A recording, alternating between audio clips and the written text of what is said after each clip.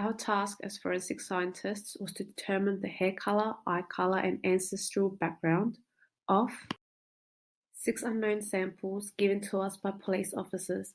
A positive and negative control were also analyzed in order to verify the process and results.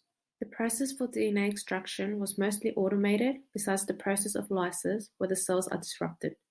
Once the sample has been prepped, the cartridges for the automated express machine was inserted, and samples were loaded, and the process began.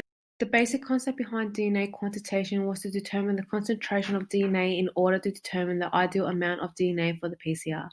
A dilution series was created in order to determine the concentration accurately. All these samples were amplified using a PCR where the main steps were denaturing, annealing, and extension. As stated previously, the hair color, eye color, and ancestral background of the suspects needed to be determined. This stage of the procedure is where those specific regions are targeted. For hair and eye color, 24 specific SNPs were targeted, and for ancestral background, 165 SNPs were targeted. Library preparation was done with the use of the Precision ID Ancestry Panel manual, as well as the Iron Chef manual. Once the cartridges were loaded, the Iron Chef was processed and a new library pool was created. Template preparation involved immobilization of ssDNA to ISPs and clonal amplification. The end result of this stage was the template was loaded onto a chip ready for sequencing. This was the process where the chip from the template prep step was sequenced. The basic process for sequencing is that the templates created previously are flirted with nucleotide. Once the nucleotide finds its corresponding base, a hydrogen ion is released. If two of the same bases were present, then 2 hydrogen ions were released. If the nucleotides were not a match, then no hydrogen ion was released. So DNA is sequenced by the chip itself reading the chemical change. This is the basic process of DNA sequencing using the semiconductor chip. With the use of the ion torrent suite, coverage and allele frequency metrics, IGV, and variant calls, the following predictions were possible. The HighestPlex web tool was used to determine the hair and eye color. An Excel spreadsheet was generated to statistically determine this. Ancestral predictions were done with the use of the Snipper app suite. The Precision ID Ancestry Panel referenced genotypes Excel sheet was used in order for the web page to provide the ancestral results. The following table was used to predict the ancestral backgrounds. Through this new process, the samples provided were able to be processed and the hair color, eye color, and ancestral background of the suspects was produced. The results showed that suspect 1 most likely has brown to dark brown hair with brown eyes and their ethnicity is South Asian. Suspect 2 most likely has black hair, brown eyes, and their ethnicity is also likely to be South Asian.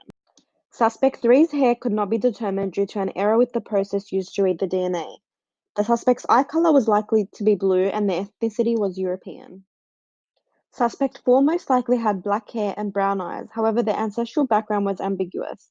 They may have had the mixed ancestral background of Europe and Africa, or they may be part of an entirely different ancestral group not tested for. Suspect 5's hair was most likely brown to dark brown with brown eyes, and the ancestral background for the suspect was European.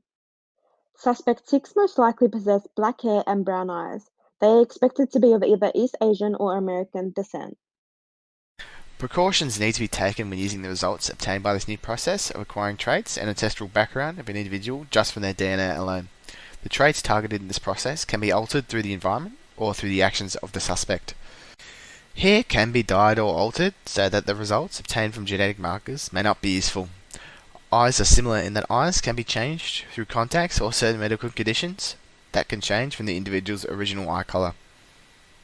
The ambiguous call of the hair in suspect 3 was due to a genetic marker which is important in calling the hair colour of an individual. In this instance, that was unable to be read definitively.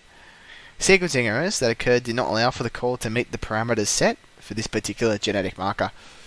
Suspect's 4 ancestral background call was unclear as it did not place the individual within a community that shares their background, placing this individual between European and African populations. This could either indicate that the individual is either of mixed race or may be part of another ethnic community that was not tested for. Suspect 6 was another uncertain call, as they were placed in an area which may mean that this individual could be of American or East Asian ethnicity, so care needs to be taken in this regard.